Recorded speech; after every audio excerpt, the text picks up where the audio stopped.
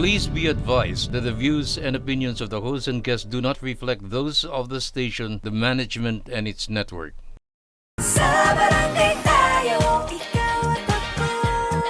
Sa barangay tayo, wow. Sa barangay tayo, ikaw at ako. Nagbibigay ng aral sa mga kagawad at kapitan. Sa barangay tayo.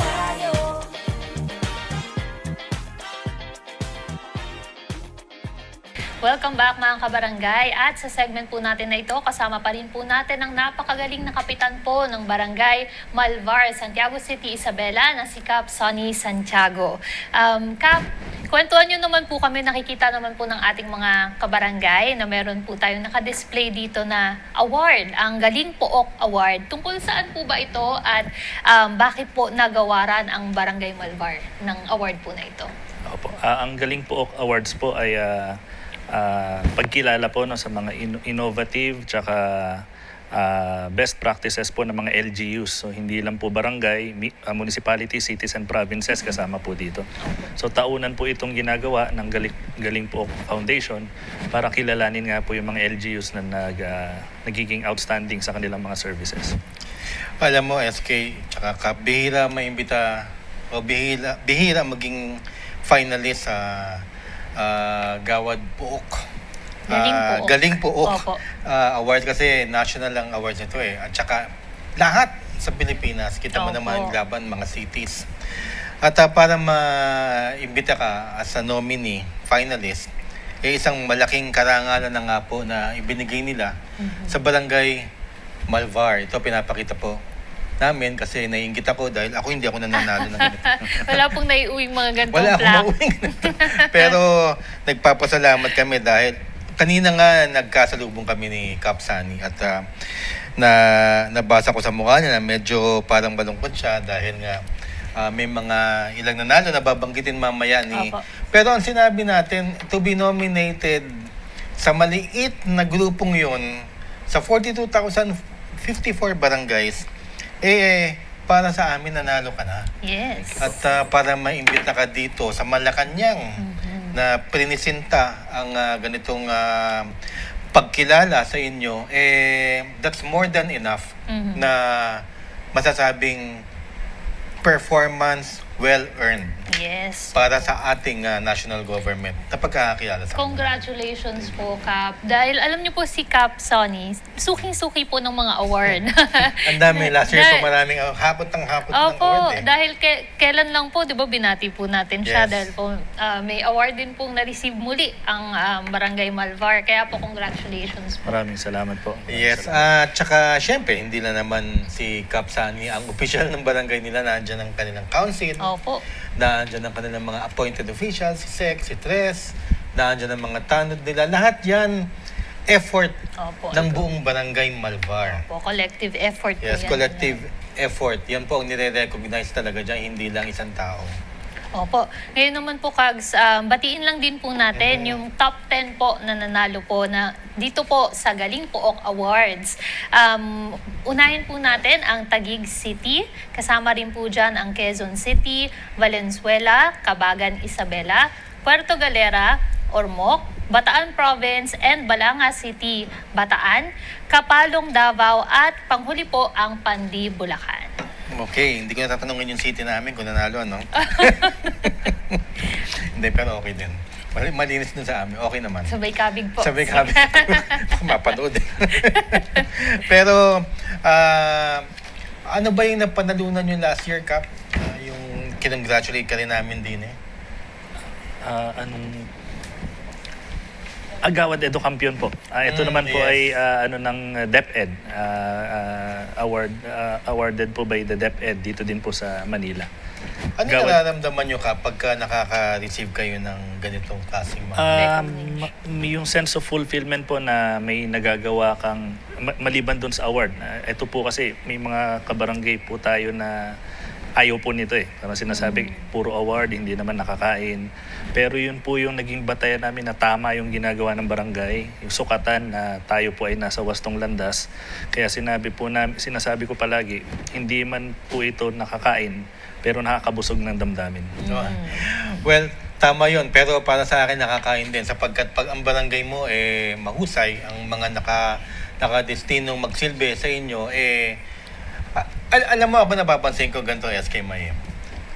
Pagka ang barangay tahimik, ibig sabihin nagtatrabaho yan kasi wala nagrereklamo. Pagka sinasabi na hindi naman makakain ng awards, well, alam ninyo nagsisilbi sa inyo ng tapat, wala kayong masabi na dahil ganon.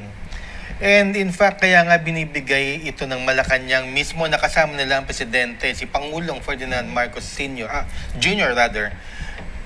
Dahil nga kinikilala ang galing nila at hindi na problema ang national doon sa mga cities o lugar na binanggit ni SK May kanina. Okay. Yun ang pinakapunto, dulo po yun. Hindi na nag-e-effort yung national government. Doon pa lang meron na ho kayong magagaling na mga opisyales. Kaya, well, siguro naman, Kap, mga yung sasabi ng mga ganun, mga kalaban sa politika din. Politika rin lang naman na nakakasira. At hindi naman po talaga may iwasan na meron po talaga mga negative na comments na nare-receive from time to time. Pero tatandaan lang din po siguro natin, mga kabarangay, na yung mga ganito pong parangal, hindi lamang po ito para po sa mga barangay officials na nakaupo po sa inyong barangay ngayon pong termino na ito, pero para karangalan po ito para po sa inyo pong buong barangay, sa lahat po ng constituents din po ninyo. Kaya, well, siguro pwede natin pasalamatan Kap yung ating mga hagawa at yung ating mga appointed Barangay officials. Council, Yes po. Sa amin pong bumubuo ng kabuuan ng Barangay General Malvar, hindi po natin makakamit lahat ng mga ito kung hindi dahil sa cooperation ng bawat isa. Napaka-importante po na nagkakaisa, iisa yung tinutungo natin. Palagi ko din pong ginagamit na na example, yung sasakyan na kaya nilagyan ng preno dyan para kung nagkakamali o bumibilis na husto yung sasakyan, kailangan din may pumipreno para maging safe po ang sasakyan. Pero hindi po aandar ang sasakyan kung palagi nakapreno. Tama yun, tama. Kaya Andar Malvar ang kanilang Andar motto. Malvar po. Kap, sa iyong pamunuan, second termino po kayo, ano? Yes po.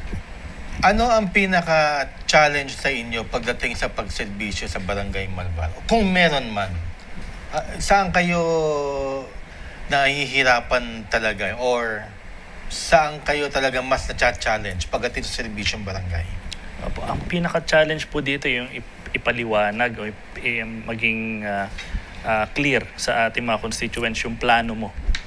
Pero pag nakita naman na po nila na sincere ka doon sa iyong plano na para sa kapakanan ng pangkalahatan yung ginagawa, unti-unti naman po silang talagang tumutulong na. Pinagmamalaki po namin sa Barangay Malvar yung dami ng volunteers, kagaya po nito nakaraang bagyo. Nagdagsaan po ang volunteers, kaya pag nakikita po ng inyong constituents na sincero ka, tingin ko susunod po sila sa inyong vision para sa barangay. Alam mo, SK, one of the most underrated virtue or underrated service ng any government agency, the ability to inform. Kasi pag nag-i-inform ka at hindi mo kinakausap ang iyong mga kabarangay, nawawala sila sa direksyon. Kasi kinakailangan hindi lang officials ang may direksyon, pati na rin yung buong constituency nila. Naalala ko tuloy yung isa din namin naging guest, Kap, Baklaran, si Kap Jun Zaide. Ayun, kung makipag-usap yun sa kalsada. Kasi di ba sa Baklaran dati alam mo yung mga madudumi, maraming mga vendors, nilinis na lahat yun. Pero kinausap niya gabi-gabi sa mismong kalsada. Kaya nga, believe kami dahil kung nabibigyan nyo ng direksyon and vision yung iyong barangay, yan dapat ang talagang number one na magkaroon ang isang barangay official na papasok sa serbisyo. At dagdag ko lang din po doon, hindi lang po yun. Dahil kapag po constantly po kayo na nag-i-inform sa inyo po mga constituent, nakakatulong din po yun na mag-build ng tiwala, ng trust ng inyong mga constituents sa ginagawa po ninyong trabaho at panunungkulan po sa barangay. Alam ko si Kap, binata to eh. Si Kap. Opo. Ilan na ang girlfriend mo? Stay, Ayan na po. Showbiz ilan ba yung- questions na ilan po ba yung pala tayo. Pero malaking malaking advantage din pagka single. Kasi marami kang oras. Parang si Kap Dondon.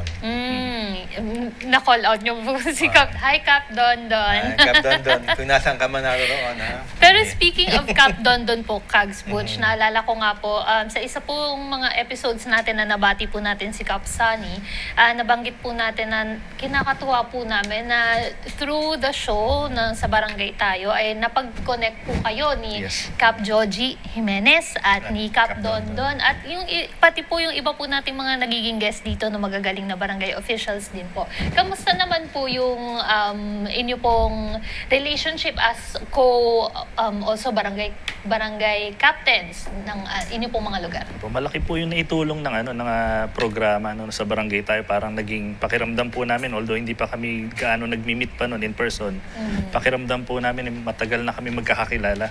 Kaya po 2 months ago po yata nagkita kami ni Cap Joji sa Ilocos. So parang first time namin mag-meet.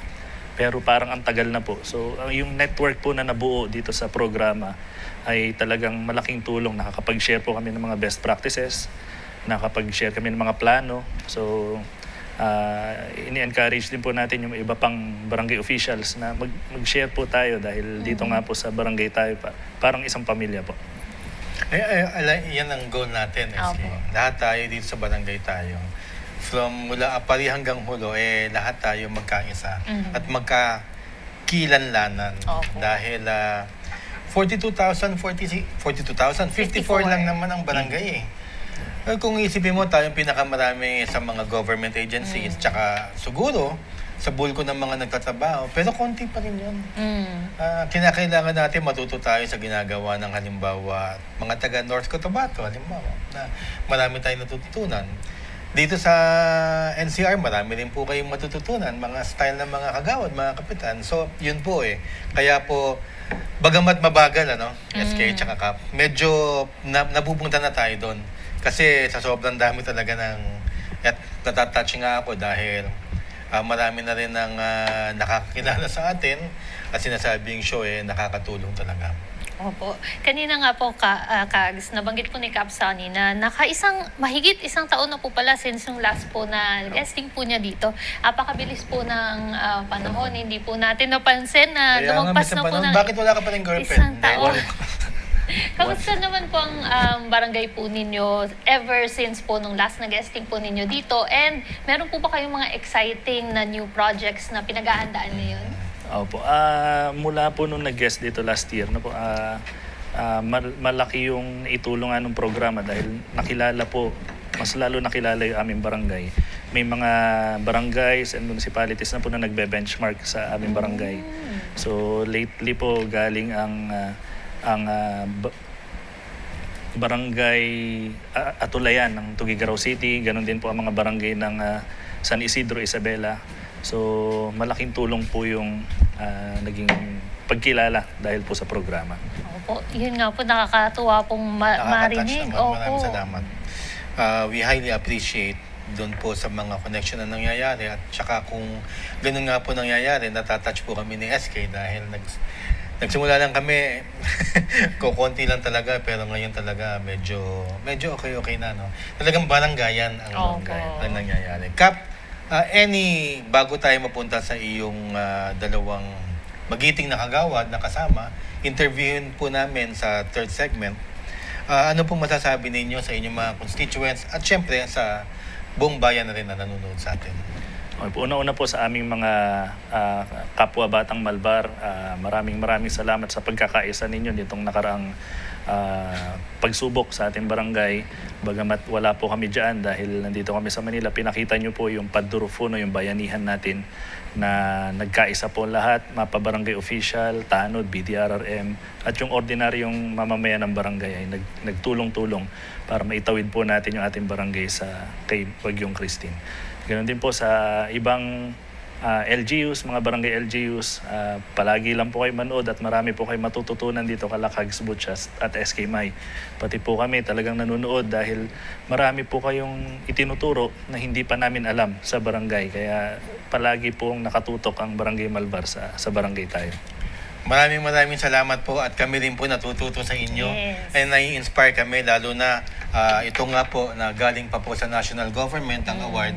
At sana ma-inspire din po sana ang ating po mga kalaking barangay sa buong Pilipinas na ma-inspire kayo na despite of everything, the hardships, konti ang honorarium at lahat-lahat na nabibigyan tayo ng parangal at nabibigyan tayo ng inspirasyon ng ating pong bisita. Kap Dondon Sani Santiago. Miss niyo po si Kap Dondon. Kap Dondon, bumalik ka na, Kap Sani Santiago. Maraming salamat po, Kap. Karangalan po namin at kami po ang magpapasalamat sa pagbibigay niyo po ng pagkilala sa aming barangay. Thank you Opo, po. maraming salamat po, Kap Sonny. At welcome na welcome po kayo anytime na gusto niyo pong bumalik po muli. Our Yes. co-host. Yes, welcome na welcome po ang Barangay Malvar dito po sa SBT.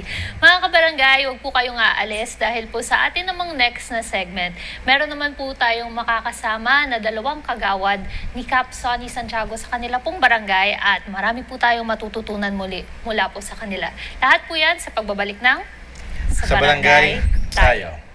Sa barangay tayo, ikaw at ako. Nagbibigay ng aral sa mga kagawad at kapitan. Sa barangay